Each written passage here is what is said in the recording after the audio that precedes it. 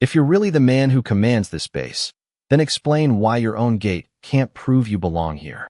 At 6:42 on a cool Tuesday morning, Colonel Jaden Lowe stood beside his dark blue Ford Explorer at Gate 3 of Camp Hawthorne, a Marine Corps training installation along the North Carolina coast, listening to Officer Kirk Osborne say the words with a confidence that bothered him more than the suspicion itself. Jaden was 46, a black Marine colonel with closely cropped hair beginning to gray at the temples and the quiet posture of someone who had spent decades learning that authority did not require volume. He was dressed in a navy polo, khaki pants, and brown boots rather than his uniform because he had just returned from an early meeting with county emergency management officials. Under normal circumstances, his vehicle credential would have opened the designated access lane without delay. But orange cones blocked that lane while a maintenance crew worked near the automated barrier, forcing arriving personnel toward a secondary checkpoint.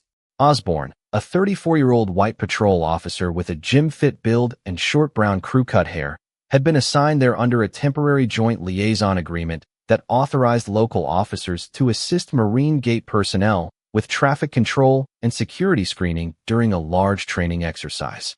He had noticed Jaden step from the Explorer after the alternate scanner failed to respond. Jaden had walked toward the guard booth, stopped where directed, and explained that he needed instructions for the alternate entrance. Nothing about the encounter had required urgency.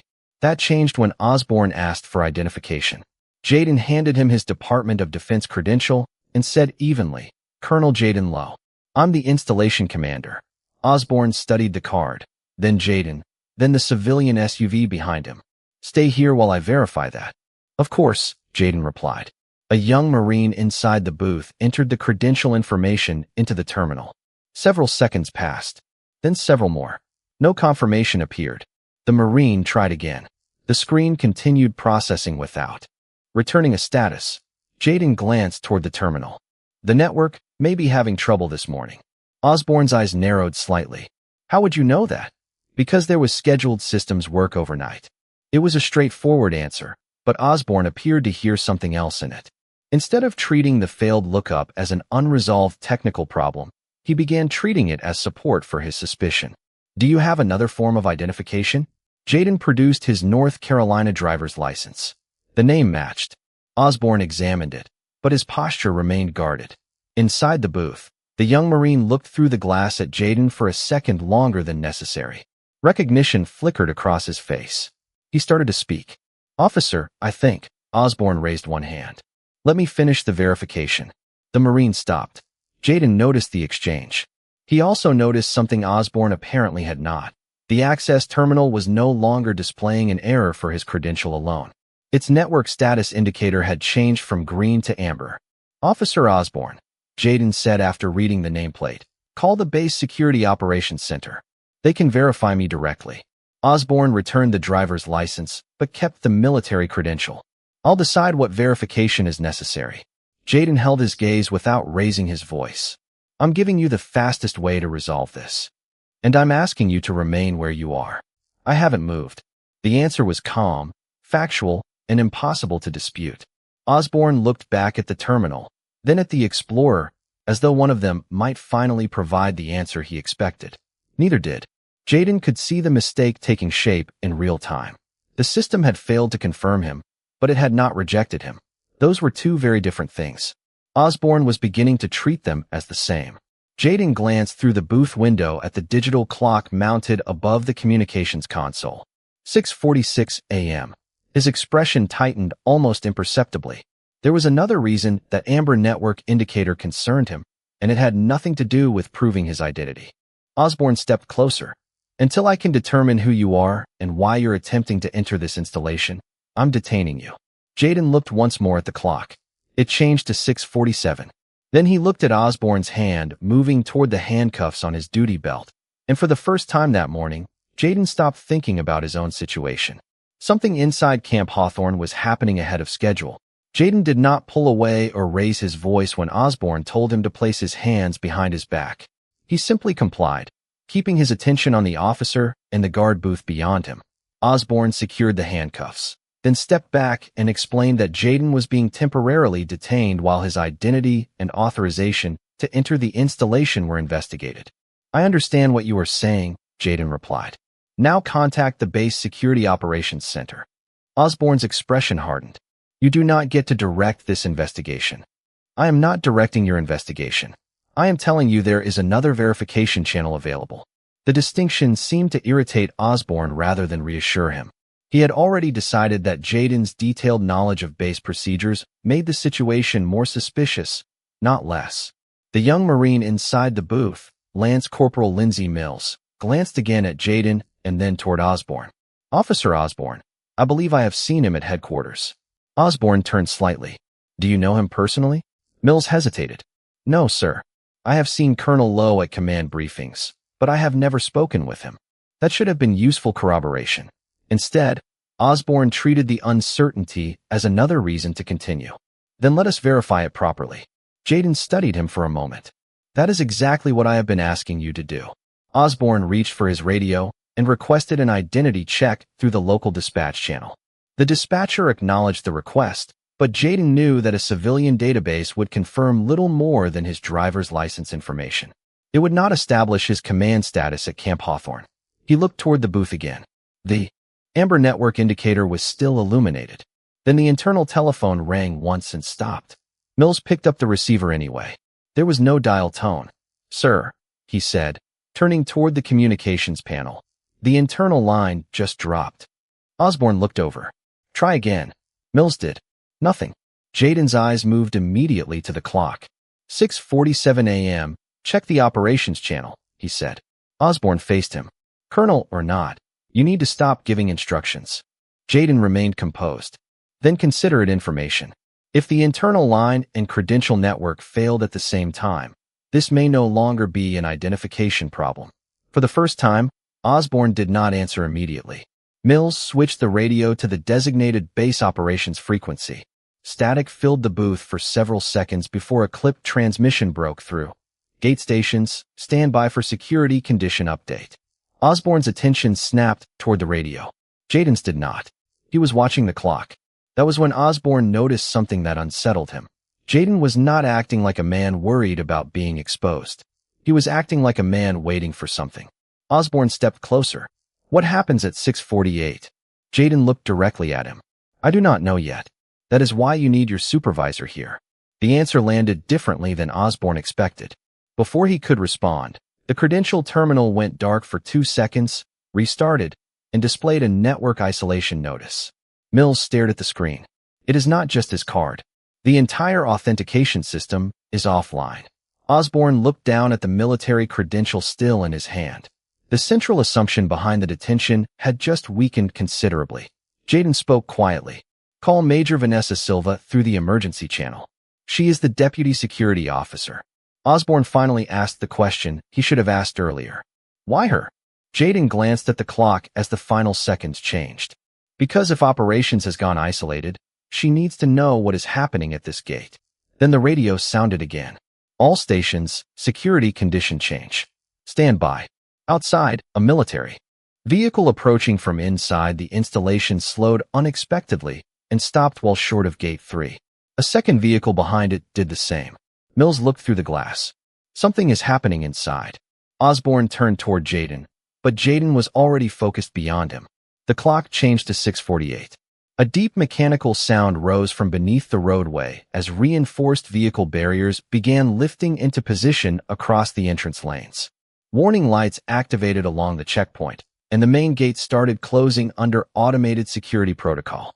Osborne stared at the barriers, then at the handcuffed man standing beside him. Jaden had anticipated the change before anyone at Gate 3 received the order. Osborne's certainty finally gave way to doubt. Jaden met his eyes and spoke with unmistakable urgency. Officer Osborne, contact your supervisor. Right now.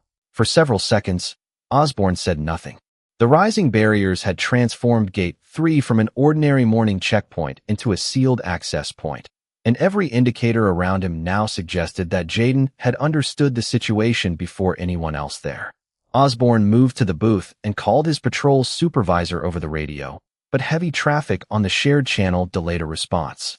Mills switched to the base emergency frequency as Jaden had suggested. Gate 3 requesting security operations.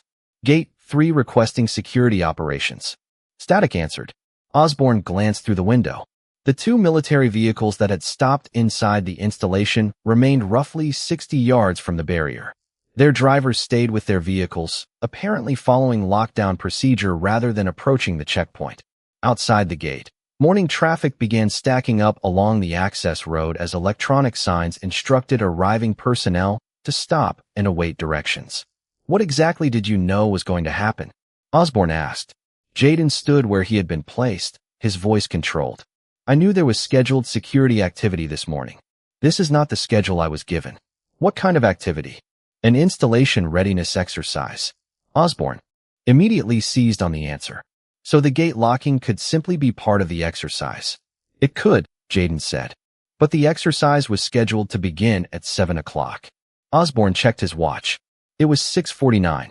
11 minutes early might have seemed insignificant to anyone unfamiliar with military planning.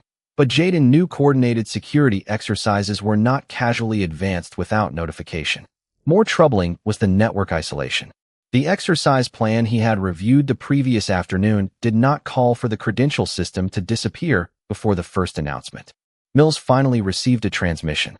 Gate 3, maintain current security posture. Do not admit or release traffic. Emergency verification procedures are now in effect. Osborne leaned toward the radio. Security operations, this is Officer Kirk Osborne with the County Liaison Detail. I have a detained individual identifying himself as Colonel Jaden Lowe, Installation Commander.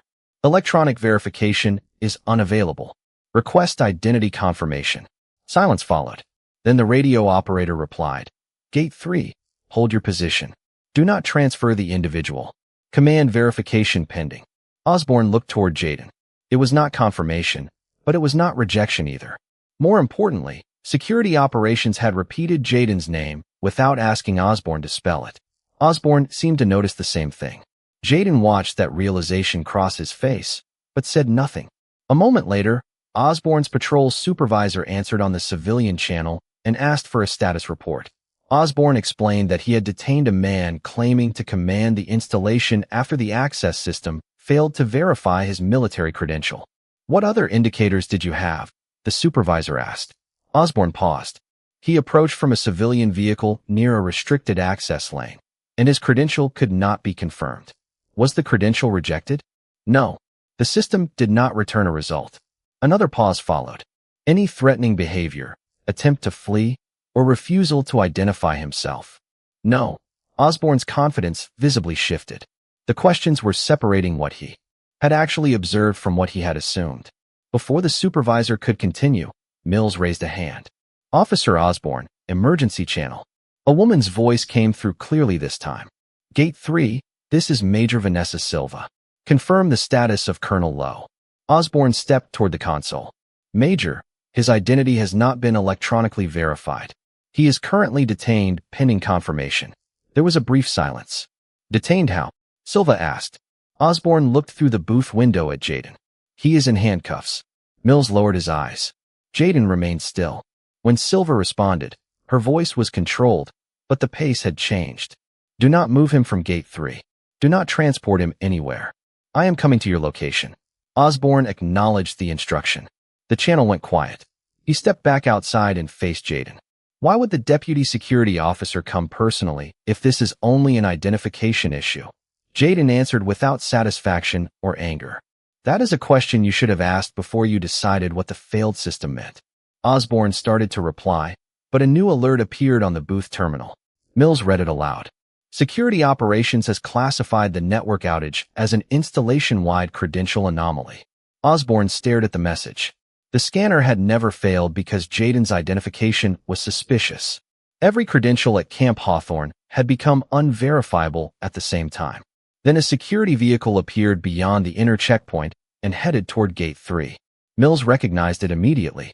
That is Major Silva. Osborne looked down at Jaden's military credential still resting in his hand. For the first time since the encounter began, the question was no longer whether Jaden could prove who he was. The question was how Osborne was going to explain why he had treated a system failure as proof that Jaden was lying. Major Vanessa Silva arrived at Gate 3 less than 2 minutes later in a marked base security vehicle, stopping on the installation side of the raised barrier. She was 39, composed, precise, and already speaking into her radio as she stepped out. 2. Marine security officers remained several yards behind her while she crossed through the controlled pedestrian access point after Mills released it locally. Osborne moved toward her with Jaden's credential in hand.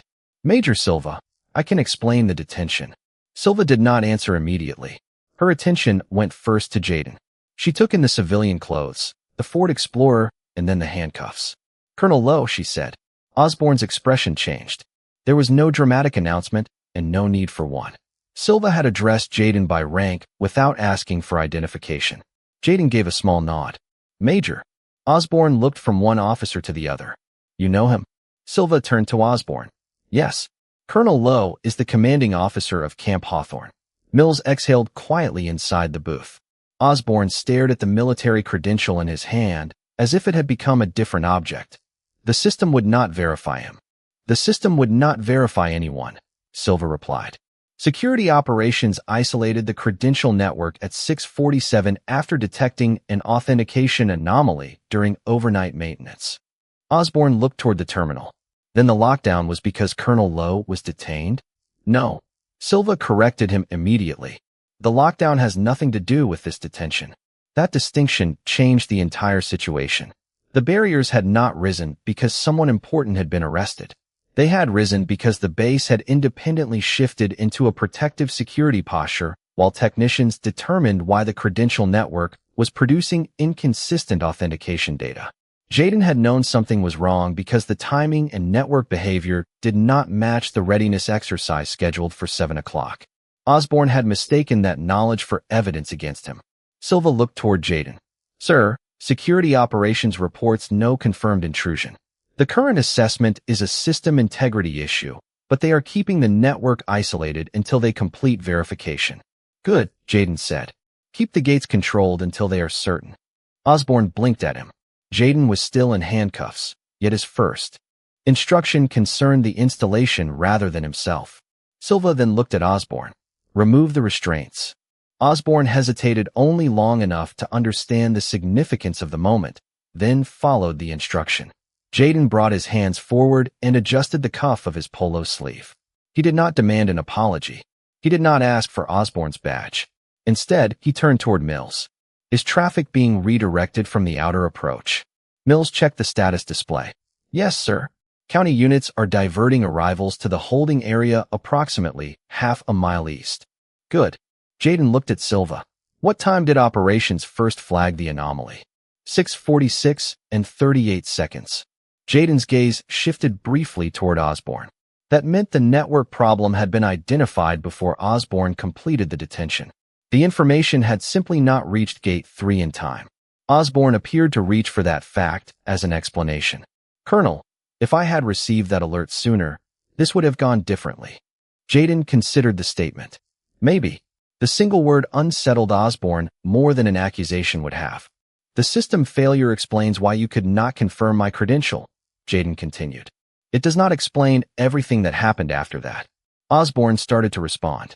Silva stopped him with a calm gesture. "We will document the sequence after the security condition is resolved." Jaden looked toward the booth. "Preserve the gate logs, radio traffic, access records, and body camera footage from the beginning of the contact." Osborne's eyes lifted. Jaden noticed. "That protects everyone involved, officer, including you." At 6:53, security operations reported that the anomaly appeared connected to a synchronization error introduced during the overnight software update. There was still no evidence of an external threat, but the lockdown would remain until technicians completed a clean verification cycle. Silva began coordinating with the inner checkpoints. Osborne stood near his patrol vehicle, no longer controlling the encounter he had started. Then his radio crackled. His supervisor had arrived at the outer traffic line and wanted Osborne relieved from the gate pending review. Osborne acknowledged the instruction quietly. Before leaving, he turned toward Jaden. "Sir, I made the decision based on what I had at the time." Jaden looked at him steadily. "Then when this is over, Officer Osborne, we are going to examine exactly what you had." Osborne said nothing. Jaden continued. "And we are going to separate it from what you thought you had." Osborne's face tightened as the meaning settled in. The credential failure had created uncertainty, but the coming review would focus on something much harder to blame on a computer, what Osborne had chosen to believe during that uncertainty. By 7:18 that morning, technicians had confirmed that the authentication anomaly came from a synchronization failure between two credential servers updated overnight. No unauthorized access had been detected, and Camp Hawthorne began restoring normal operations one checkpoint at a time. Osborne, however, did not return to Gate 3.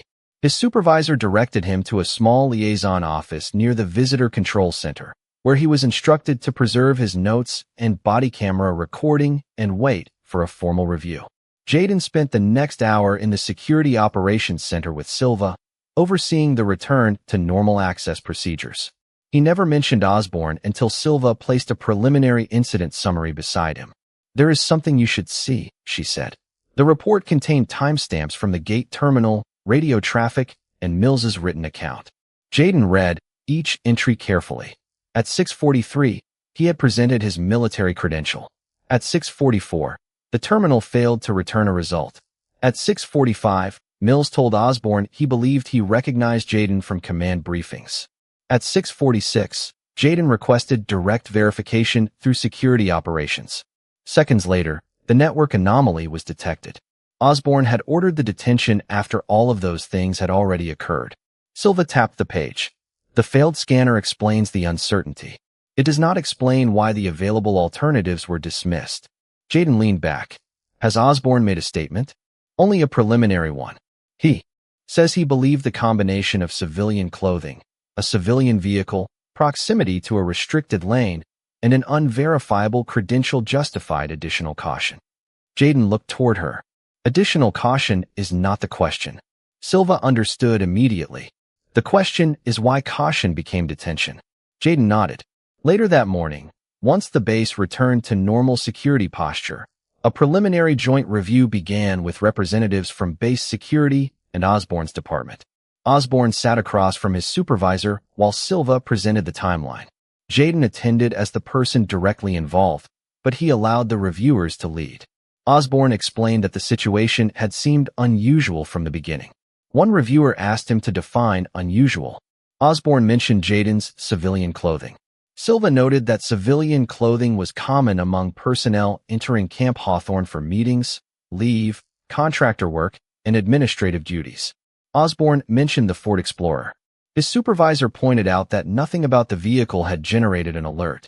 Osborne returned to the credential failure. The system could not confirm who he was. Jaden spoke for the first time. Did the system tell you the credential was invalid? Osborne paused. No. Did my driver's license conflict with the name on the credential? No. Did I refuse your instructions? No. Did I attempt to leave? No. Jaden stopped there. He did not need to build the conclusion for anyone. Osborne could hear it forming in the room. Then Silva added one detail that changed the direction of the review. Lance Corporal Mills told you he believed he recognized Colonel Lowe. Osborne shifted slightly. He said he had seen him. He did not say he knew him personally. Correct, Silva replied. But you did not investigate that information either. The room became quiet. Osborne looked down at his notes. His supervisor then asked, "At what point did you begin believing Colonel Lowe was probably misrepresenting his identity?" Osborne searched the page before him, but there was no timestamp for a belief. "I cannot give you an exact point." Jaden watched him carefully. That was the first answer Osborne had given all morning that sounded entirely honest. The supervisor closed the incident summary. Then the body camera recording may answer it. Osborne looked up. He seemed surprised. "The recording is already available?" Silva nodded. Under Camp Hawthorne's joint liaison policy, body camera footage tied to a security incident at a controlled access point must be immediately flagged for preservation and made available to the joint review. Your department has already preserved the recording. Osborne's expression changed as he realized the review would not depend on anyone's memory. Every question, every warning, every opportunity to reconsider would be preserved in sequence. Jaden stood to leave for a command briefing, but Osborne spoke before he reached the door. "Colonel Lowe." Jaden stopped. "I want you to know I did not come to that gate intending to treat anyone unfairly." Jaden turned back. "I believe you." Osborne appeared relieved for half a second. Then Jaden continued. Intent is worth examining, officer. So is impact. But neither one tells us why you kept rejecting information that challenged your first conclusion. Jaden left the room. Silva remained behind as the reviewer opened the archived footage. Less than 3 minutes into the recording, Osborne heard his own voice say something he did not remember saying at all. Something about your story does not fit. His supervisor paused the video and looked directly at him. What, specifically, did not fit? Osborne stared at the frozen image of Jaden standing calmly beside the explorer, and for the first time, he had no procedural answer to hide behind. Osborne listened to the question again, then looked at the paused body camera image.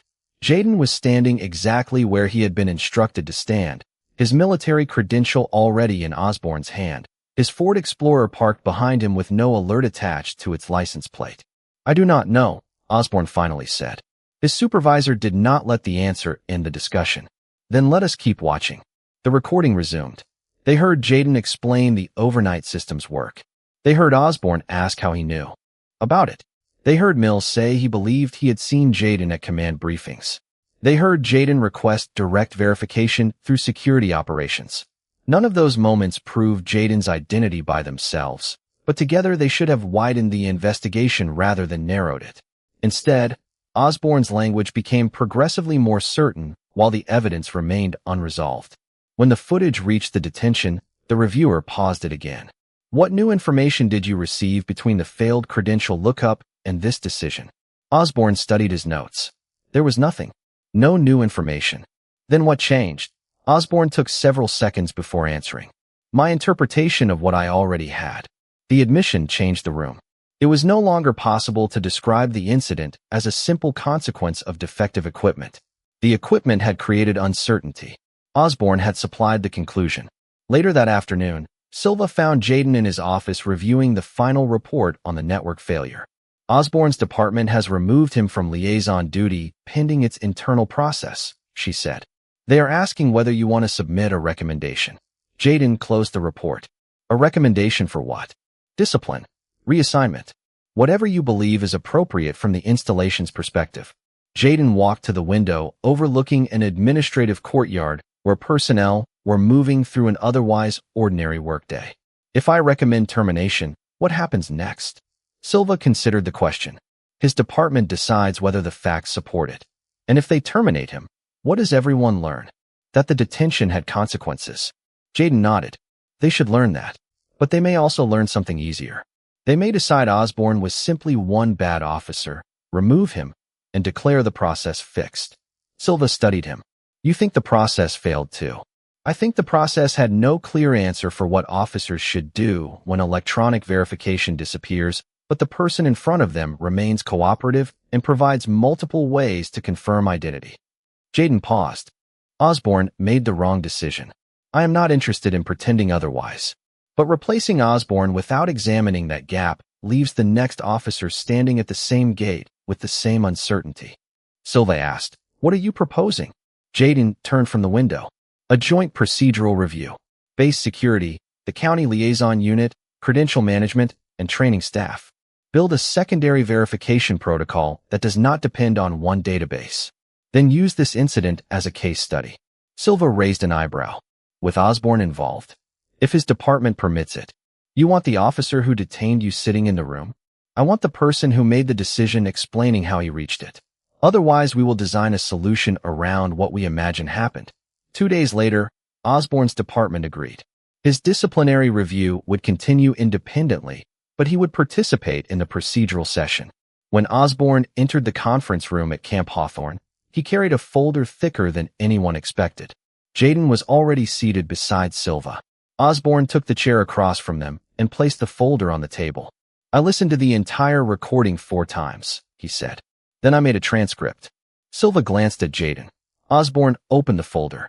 Nearly every page contained handwritten notes in the margins. I kept looking for the moment when I had enough evidence to believe Colonel Lowe was lying. His voice was quieter than it had been at Gate 3. I could not find it. Jaden said nothing.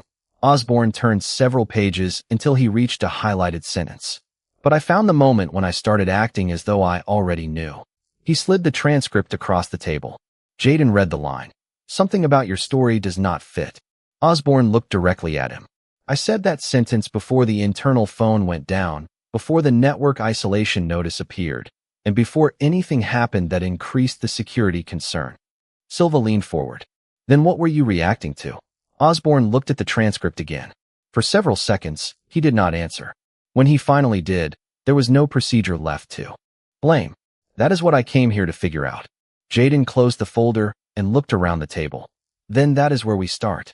The joint review lasted nearly 3 hours, but Jaden refused to let it become a meeting about Osborne's intentions. Every time the discussion drifted toward whether Osborne had meant to embarrass him or whether the morning had simply been unusually confusing, Jaden brought the group back to decisions that could be measured. What information was available? What information was missing? Which alternatives existed? Which ones were ignored? A training officer placed the timeline on a large screen. At 6:43, Jaden presented a valid-looking military credential. At 6:44, the system failed to return a result. At 6:45, Mills reported recognizing Jaden from command briefings. By 6:46, Jaden had provided a second identification document and had requested verification through security operations. Osborne studied the sequence. I remember thinking each new explanation made the story more complicated, he said. Silva responded, but every explanation was independently testable. Osborne nodded slowly. I did not treat them that way. Jaden opened the transcript. You said something about my story did not fit. What did you mean? Osborne had known the question was coming, yet he still struggled to answer it.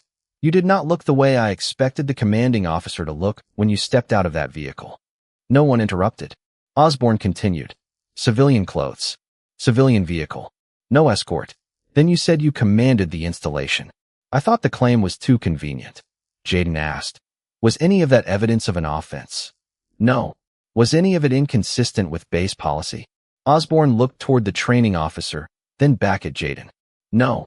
The answer exposed the central flaw more clearly than the body camera footage had.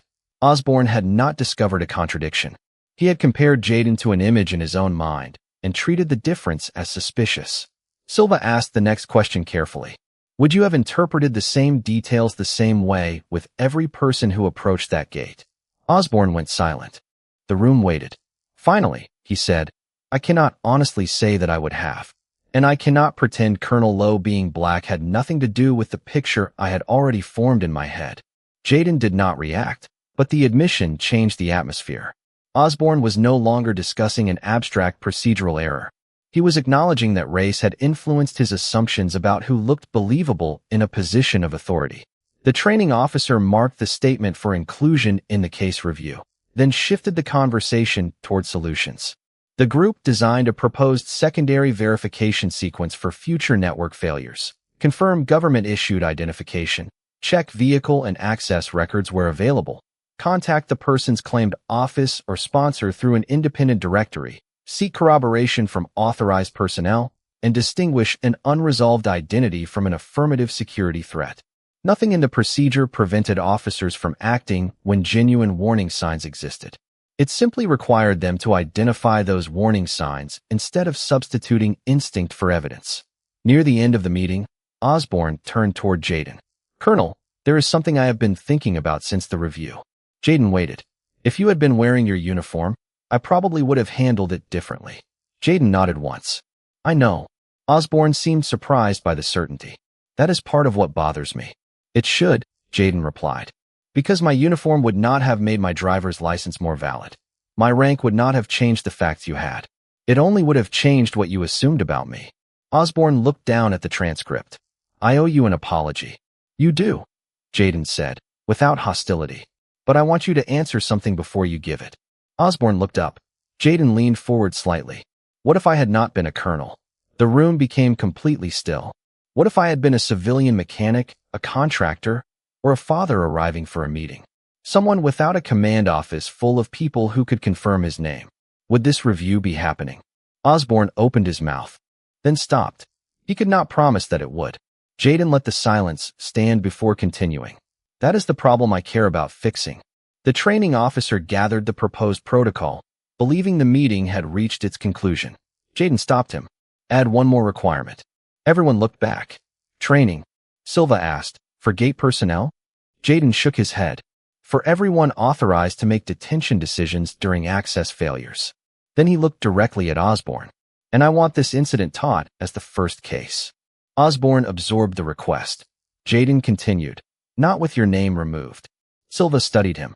You want Osborne participating in the training? Jaden nodded. If his department approves. Osborne stared at the transcript he had created, understanding what Jaden was asking. He would not simply apologize and move on. He would have to stand in front of other officers and explain the exact moment his assumptions outran the evidence. After a long silence, Osborne closed the folder. If they approve it, he said, I will do it. Jaden nodded. Good. Because the next person at that gate may not have rank, title, or a command staff behind him. The procedure has to work for him too.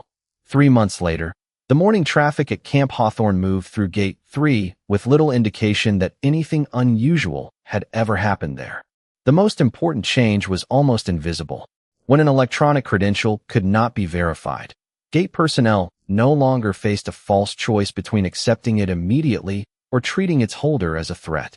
The new secondary verification protocol gave them several independent ways to resolve uncertainty while preserving their authority to respond when specific security concerns existed. During its first 12 weeks, the procedure had been used 17 times, mostly for expired database entries, damaged cards, and temporary network interruptions. None had resulted in a detention based solely on failed electronic verification. Osborne knew those numbers because he had helped teach the policy. His department's internal review had resulted in formal discipline, removal from liaison, duty for a period of retraining, and mandatory instruction on evidence-based decision-making and bias awareness. He had accepted the findings without appeal. Now he stood in a training room at Camp Hawthorne before 22 law enforcement and military security personnel, wearing his regular patrol uniform and holding no notes. Jaden sat in the last row beside Silva. Osborne began with the sentence preserved in his transcript. Something about your story does not fit. He let the words remain in the room for a moment. That is what I told Colonel Lowe before I had evidence that anything about his story was false. He explained the failed scanner, the civilian clothing, the Ford Explorer, and the recognition offered by Mills. Then he described the mistake that connected them. I treated uncertainty as if it supported the conclusion I already preferred. Every detail that challenged that conclusion became another reason for me to distrust the person giving it. One officer raised a hand. What should you have done differently if you still believe there might be a security issue? Osborne answered without hesitation. Identify the actual issue. Preserve control of the checkpoint. Verify through an independent channel. If I had specific facts supporting detention, document them. What I should not have done was turn the absence of confirmation into confirmation of suspicion. Jaden watched without expression. This was the test he had wanted. Osborne was not presenting himself as a victim of bad technology, and he was not asking the room to forgive him. He was teaching the decision. Midway through the session, the instructor displayed a hypothetical credential failure and asked the class to work through the new protocol. The scenario involved a civilian aircraft mechanic whose identification would not scan after a database update. Several officers immediately requested a secondary government identification and an independent call to the maintenance office. Osborne listened, then glanced briefly toward Jaden. The example was fictional, but neither Jaden nor Osborne had yet seen the report showing that a nearly identical real case had unfolded at Gate 3-2. Weeks earlier, after the session ended, Osborne approached Jaden near the hallway. Colonel, I never properly apologized. Jaden stopped. Osborne continued. I am sorry for detaining you without enough evidence to justify the decision. I am also sorry that I kept treating information differently depending on whether it supported what I already believed. Jaden studied him. I accept the apology. Osborne nodded, but Jaden continued. Do not confuse acceptance with erasing what happened. I do not. Good. Jaden extended his hand, and Osborne shook it briefly. An apology matters when it changes what you do next, Jaden said. Osborne looked back toward the training room. I think this one will. Later that afternoon, Jaden returned to headquarters and found Silva waiting outside his office with a thin folder. The 12-week protocol report is finished, she said. Anything unexpected? Jaden asked. One case. She handed him the folder. 2 weeks ago. Gate 3. Early morning network interruption. Jaden opened the report as they entered his office. The incident involved a newly transferred civilian aircraft mechanic whose credential had failed electronic verification. The gate officer had followed the new procedure, checked a second identification, contacted the maintenance division through the official directory, confirmed the man's employment, and admitted him without escalation. Total delay, 11 minutes. Jaden read the summary twice. Why did you flag this one? Silva pointed to a demographic field in the administrative record. The mechanic was a black man. Jaden looked up. Silva added, there is something else. She placed a second page on his desk. He has no idea why the protocol exists. Jaden kept his eyes on the report. The mechanic was 32-year-old Jeremy Lunham, recently transferred to Camp Hawthorne to work on aircraft maintenance systems. His credential had failed during a brief network interruption at 6:31 in the morning. The gate officer had asked for a second form of identification, checked the official personnel directory, contacted the maintenance division using a verified number, and confirmed Jeremy's assignment. 11 minutes after arriving, Jeremy had driven through Gate 3 and gone to work. No detention. No accusation that his explanation sounded wrong. No incident beyond a minor delay. Does he know about what happened to me? Jaden asked. According to his supervisor, no, Silva replied. He arrived after the new protocol was implemented. Jaden looked again at the page. Something about that mattered more to him than any apology or disciplinary finding. Jeremy had received fair treatment without knowing that someone else had once stood at the same gate and been denied it. He had not needed Jaden's rank, reputation, or command staff behind him. The process had worked because it had been designed to work for a person whose identity was temporarily uncertain, not merely for an important person whose authority could eventually overwhelm the mistake. Do you want to meet him? Silva asked. Jaden considered it, then shook his head. No. Silva seemed surprised. Why not? Jaden closed the folder. Because he should not need to know my story for this to matter. He came to work, the system failed, the officers verified him properly, and he went on with his day. That is the outcome we wanted. Silva smiled faintly. You realize nobody will ever make a big story out of an 11-minute credential delay. Jaden handed the folder back. Good. The following morning, Jaden approached Gate 3 in the same dark blue Ford Explorer. The repaired credential system read his identification immediately. A green indicator appeared, and the barrier lifted. Jaden started forward, then noticed a training group standing about 30 yards away near the administrative building. Osborne was among them, listening while an instructor explained secondary verification procedures to several new liaison officers. Osborne noticed the Explorer and recognized Jaden behind the wheel. Their eyes met across the distance. Neither man waved. Neither needed to. Osborne gave a small nod. Jaden returned it and drove through the gate. The gesture did not make them friends, and it did not erase what had happened 3 months earlier. It acknowledged something quieter. The mistake had been faced, instead of buried, and the response had become larger than the two people involved. As Jaden continued toward headquarters, another vehicle approached Gate 3 behind him. The driver was a civilian employee Jaden did not recognize. The scanner flashed green. The barrier rose again. Traffic continued. That ordinary rhythm stayed with Jaden longer than the morning he had spent in handcuffs. He had once believed the most meaningful resolution would be proving that Osborne had been wrong about him. Now he understood that proving his own identity had been the smallest part of what needed fixing. His rank had guaranteed that people would eventually listen. The real measure of the change was whether someone without that rank would receive the same patience, the same verification, and the same presumption that uncertainty deserved investigation rather than assumption. Jeremy Lunham might never know that Jaden's experience had helped create the protocol that protected him. Jaden was perfectly content to let it stay that way. Closing reflection. Sometimes the most meaningful changes are the ones nobody notices because nothing dramatic happens. A person gets to work on time. A question is asked before a conclusion is reached. Someone receives an extra moment to explain instead of being defined by another person's first impression. This story reminds us that fairness can live in those quiet decisions long before it appears in policies, reports, or public apologies. Perhaps accountability is not only about deciding who was wrong. There are times when it also means asking what can be changed so that the same mistake becomes less likely for the next person. Jaden could not undo what happened at Gate 3, and Osborne could not take back his decision. What they could influence was what happened there afterward. In the end, the strongest proof of that change was not another confrontation. It was an ordinary morning when a stranger passed through the gate and never knew there had once been a reason he might not. If you had been in Jaden's position, what kind of accountability would you have wanted from Osborne? And what would you have changed to protect the next person who came through that gate?